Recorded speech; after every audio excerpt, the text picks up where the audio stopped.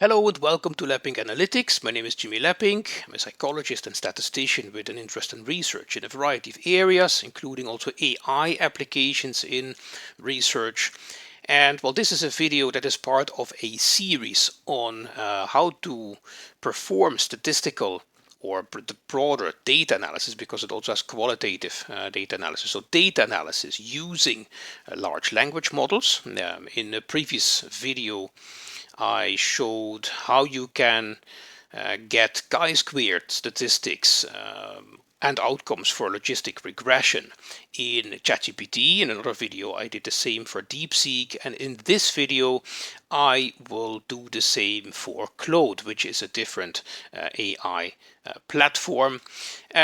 Which version am I using? The free version, which as we speak is Sonnet 4.5, so I'm using the free version of Claude, as I also use the free version of ChatGPT and the free version of DeepSeek. With those free versions you get quite far already. So what do we have here? Well, in my previous videos in this series I explained that when you want to perform some statistical analysis or data analysis, you need to provide a little bit of context. So in this case there are 42 independent observations for response variable A and a predictor B. Then you provide, of course, data, which can be actually presented as vectors. It's a vector A, a vector B. And then we ask, okay, perform a chi-squared statistic of independence.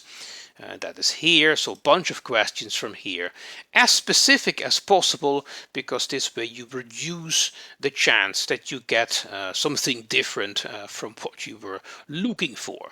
If you have very open or vague questions, then as of course you give more room for interpretation to the program, and that means that you could easily get something else than what you're looking for. So the chi-squared test of independence comes with a chi-squared value. It has a number of degrees of freedom, and it comes with a p-value. Then we have a binary logistic regression, which comes with a bunch of questions here as well. First of all, 4 questions, 2.1 to 2.4, about the point estimate of the intercept, the standard error, the p-value, and the 95% confidence interval.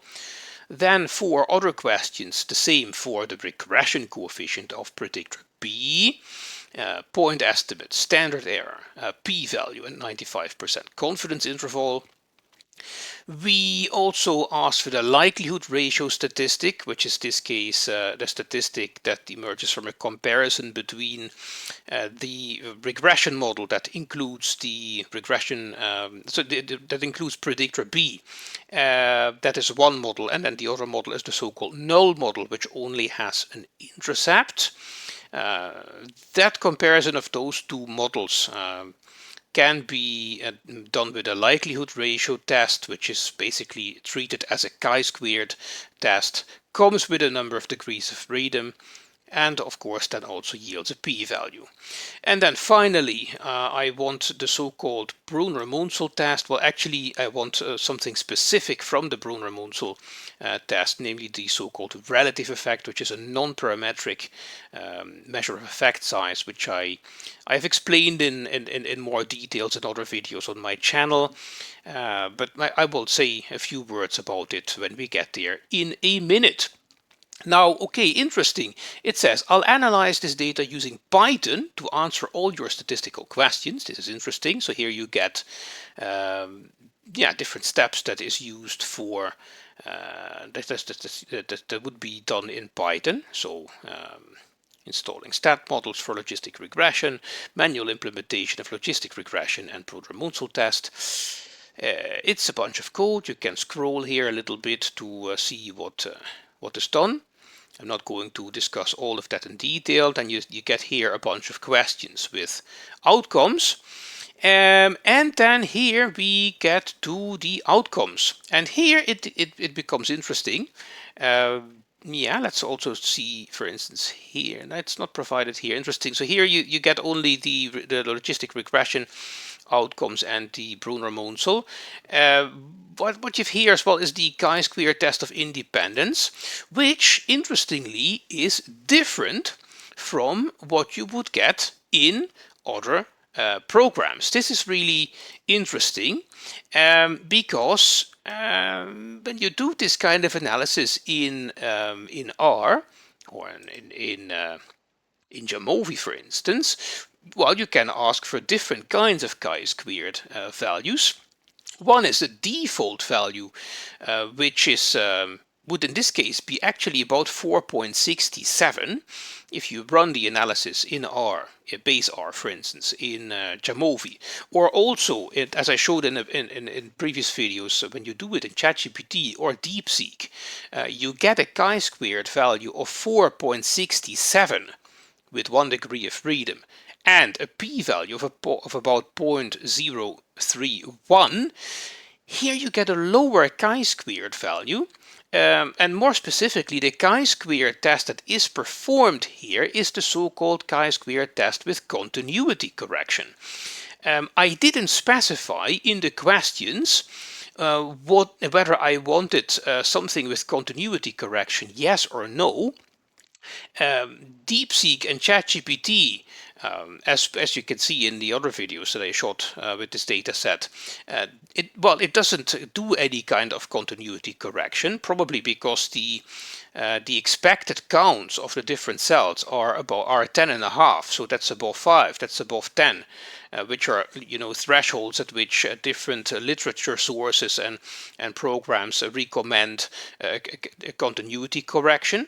But in this case, Claude decided to return the chi-square value applying that continuity correction, so it's actually the p-value is not statistically significant at the 5%.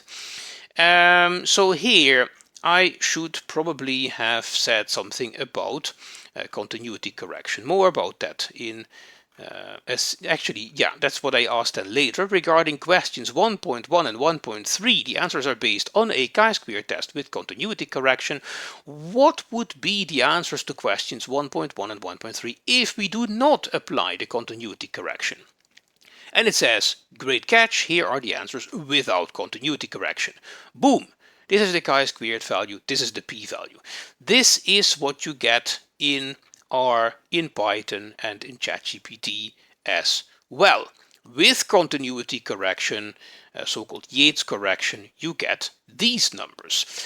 It says the continuity correction makes the test more conservative, resulting in a lower chi-squared value and higher p-value. Without the correction, the association becomes statistically significant at the 5% level.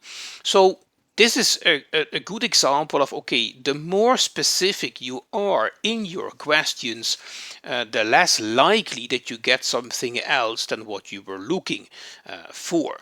Probably had I said here from the start performing a chi-square test of independence without continuity correction, I would have gotten this 4.67 with appropriate p-value from the start. Anyway.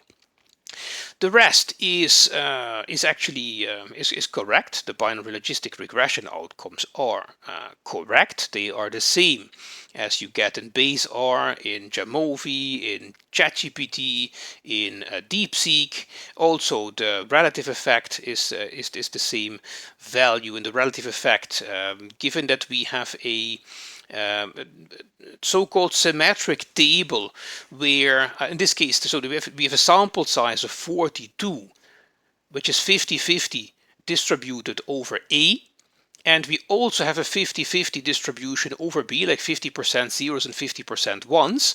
But the table, and this is what is done nicely in ChatGPT and in DeepSeek, it provides a two-way table where you see that there are 14 A equals 0 in B0 and 14 A equals 1s in B1. So it's a 14 7 7 14 table, so that's a symmetric table, and in that case the relative effect, which is this 0.666667, you double that and then you subtract 1. So doubling that would be 1.3333, yeah, blah blah blah. Minus 1 is 0.3333. That is what you would get as an outcome for the Pearson's, Spearman's, and Kendall correlation coefficient, which are the same for a 2 by 2 table. In that case, it's exactly equal.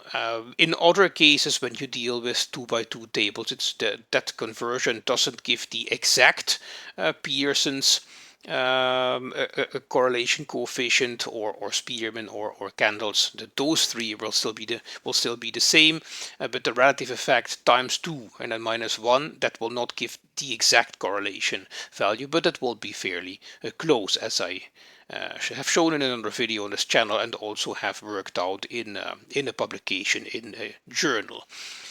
So this is this is a way to provide to perform this kind of basic analysis in Claude. Generally generally the same outcomes. So for logistic regression and Brunner-Munzel test, the same outcome as DeepSeek and ChatGPT.